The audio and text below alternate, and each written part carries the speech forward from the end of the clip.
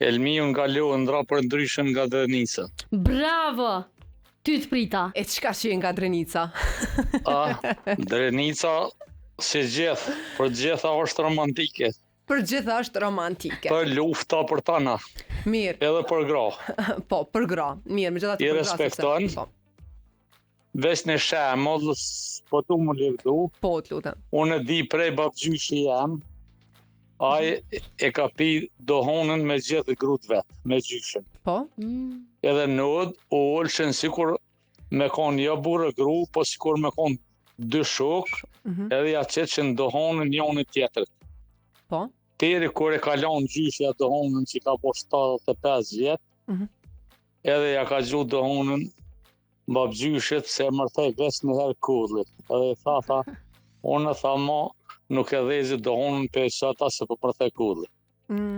Edhe babgjyshi ja kthej, tha jo, mere se më se dhezi. Edhe se ka dhezi më kur, te sa u konë gjallë. E për ndryshën Drenicë, besoj që i respektuin gratë shumë, i drujnë. Unë për veti me thonë ashta livdruana. E reja, qysh po isha gjeneratat e reja, sepse tregova një rast për gjyshen dhe gjyshen tante. Po. Në ndërkohë po duhet ma mërmenja që tash me shkun përgjithsi kështu, më kupton? Po. Ma mërmenja se mirë janë, edhe janë romantik, janë sjellshëm. Po. Me gratë, i respektojnë. Edhe ma mërmenja se mirë. Cili ka qenë gjesti i fundit më romantik që ke bë për bashortën tënde? Gjesti i fundit është për ditën e nonave që kanë pas. Po?